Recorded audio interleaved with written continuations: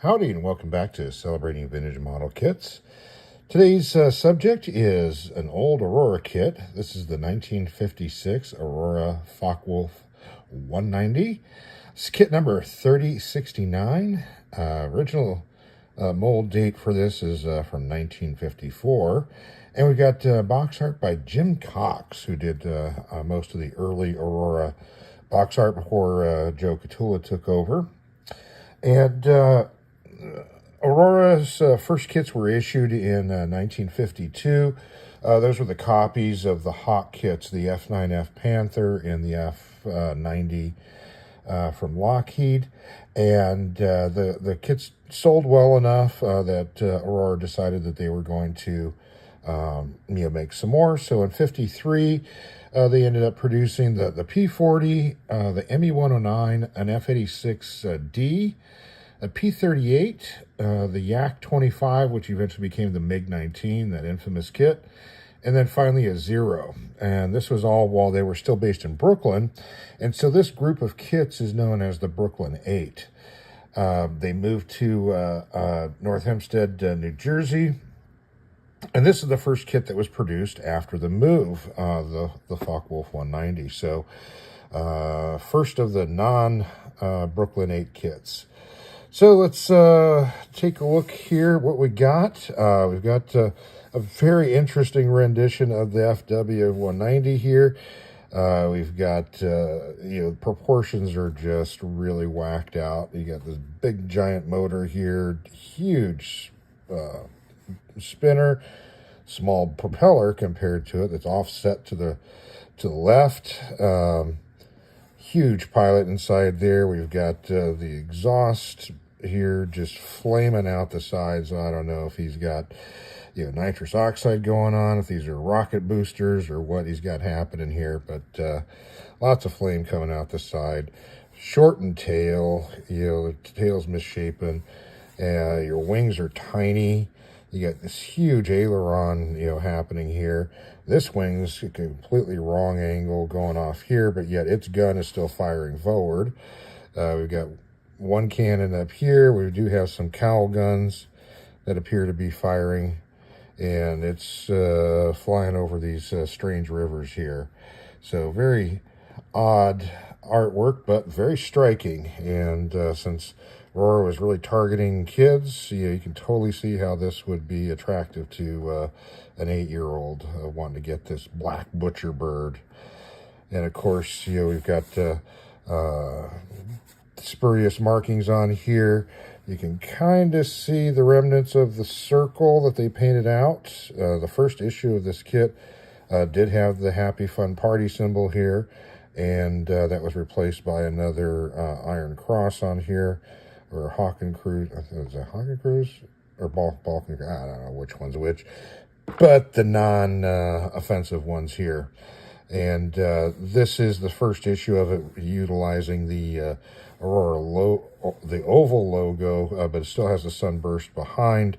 And then you've got this yellow box on here, which covered up the first version, which was the square or the rectangle one with all it was just the sunburst. So rather than redoing the artwork, they just put this big yellow box and slapped a new logo on there. This still retains the 69-cent price tag on the top, and then we also have the Parents Magazine logo on there. And we got, of course, quarter scale, all plastic assembly kit. Still retains the famous Fighters of All Nations, which they trademarked. On this side here, we've got the layover from the famous Fighters of All Nations series boxes, with just the stripe on the sides. The artwork does continue around and wrap around. Focke-Wulf 190 plastic assembly kit. This side of the box here, famous Fighters is still wrapped over here. Listing of other kits in the series available from them. We've got a copyright date of 56. Our end has the kit number, which is 30, and then the 69 is the price extension. So matching the price on the top, suggested retail price of 69 cents. And a cutout of the top box art. This end here is similar, and we've got a old price sticker on here, which unfortunately just can't quite make out. I think it says $49, so it was being sold, lower than the suggested retail price. So you open it up, and what you see, this is still a lithograph slick that's been wrapped and glued down onto a hard box. You've got the, West Hempstead, not North Hempstead. West Hempstead, New York is on there. Did I say New Jersey? I said New Jersey earlier, didn't I? Yes, so it's West Hempstead, New York. So it's where they moved to after Brooklyn, and they were there until they ended. So there's your box top, and then here's our instruction sheet. Fairly simple. Exploded view of the model. Just drawings. Again, kind of the shapes are a little off. Got your Parents Magazine logo here. The plug for Aurora Cement and Aurora's paints. And again, a 56 copyright date here. And then your step-by-step instructions. What's interesting is that this is still showing, this drawing still shows the square, the rectangular base from the original Brooklyn kits. So this, when it was the first issue of this, did still use the rectangular base. But as you'll see, this kit does not, have that. And this was actually, the FW-190 was the first of the Aurora kits to be originally designed to have landing gear. So all the previous ones were all gear up kits, but then they later added gear to them. But this one was, from the outset, was designed to have landing gear. On the back side, we've got some more of the available kits. So in 56, you get your first knight. You got the beginnings of the armor. They're whirlybirds, as they called them. Beginnings of their World War I series. And then here's your Brooklyn 8 plus a couple.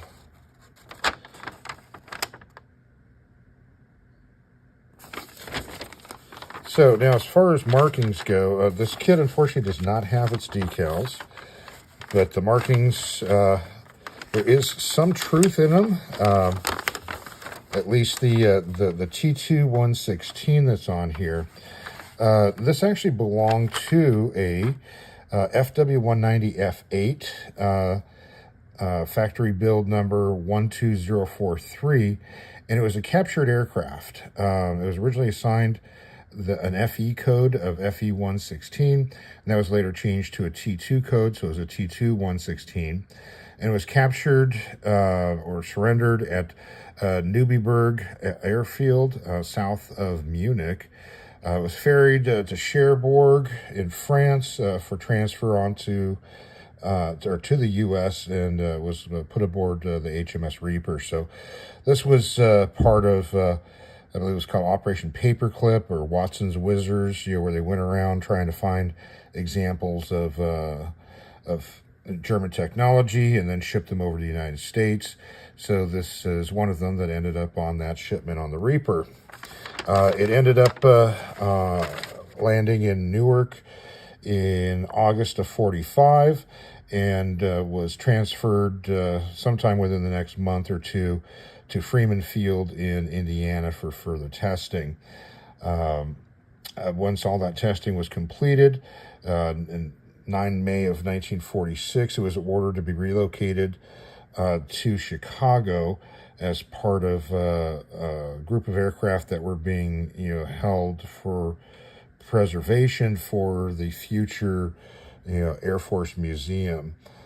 So it was prepped and believed to have flown to Chicago. I can't confirm that it made it there or not.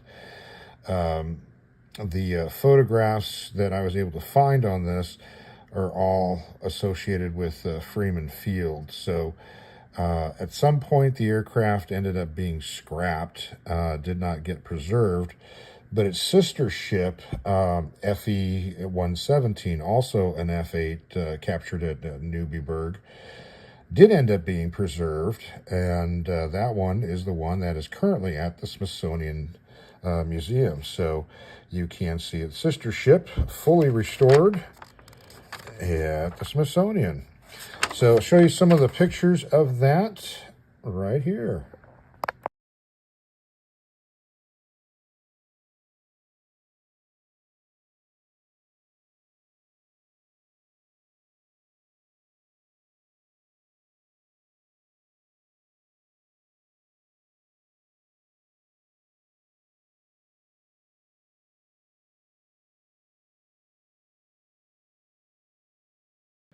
So I'm going to guess that Aurora got a hold of one of those photographs, and that's what they based their markings on, without having much knowledge of anything, what these things look like. Okay, so let's look at the plastic. You can see it's molded in this bright, glossy black plastic, and we've got very heavy rivets all over here, molded on markings. We've got cross on here. We've got the T116 on the tail. Some representation of lines on here for, I guess, fabric covering. There's no cowl guns on here, even though they show it on the box. Canopy is partially molded closed. You got this little pilot head and shoulders sticking out of a solid cockpit. Nothing on the inside to see. Here's our other fuselage half. Same thing. As far as fit goes, let's see how well these fit together. Oops.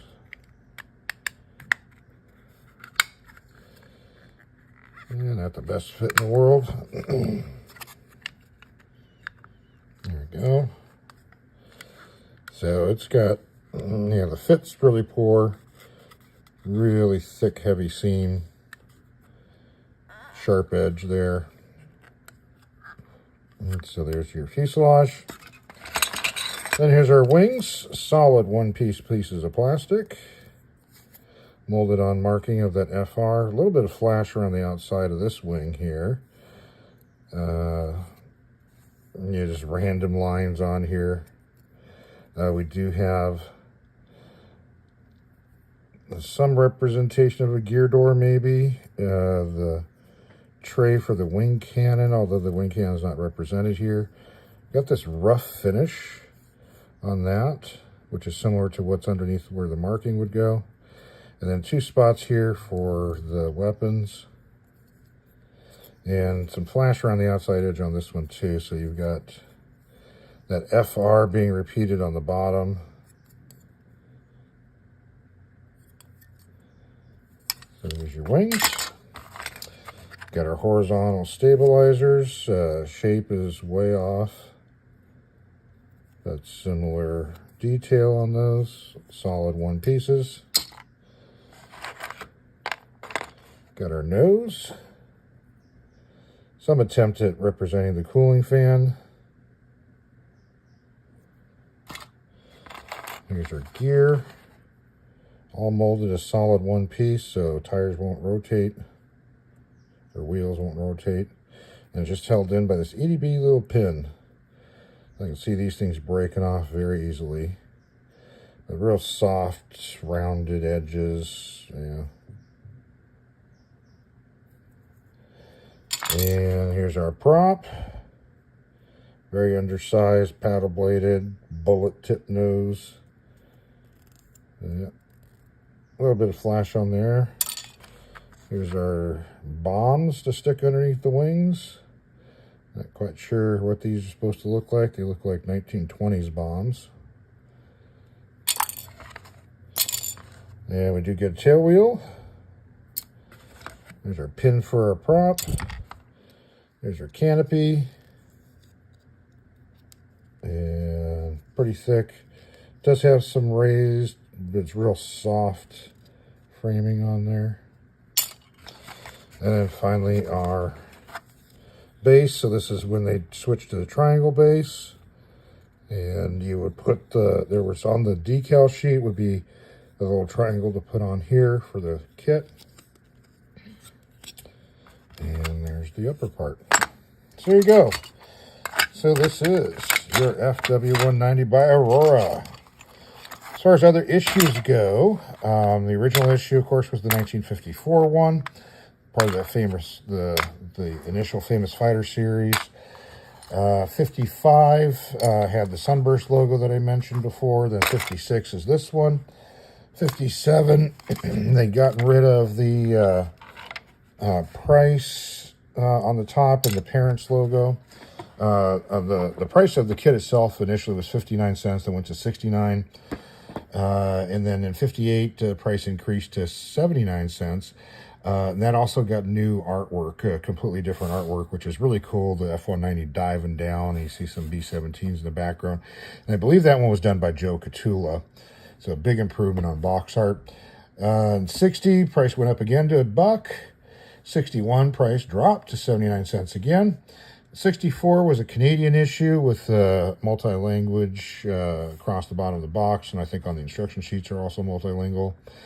And then finally, in 65, the really good-looking 12 o'clock high boxing. So they issued this kit with the symbol from the 12 o'clock high TV series. Really good-looking box. And that was the last issue for it. Yeah, I can't imagine this kit, even remotely being sellable, by the late 60s. So there's all the different versions of that. If you built one of these, tell us about it in the comment section. If you got one sitting on your shelf, absolutely. Take a picture of it, send it in. Love to see you built one of these. And that is all for today. So thanks for watching, and have yourself a great rest of your day.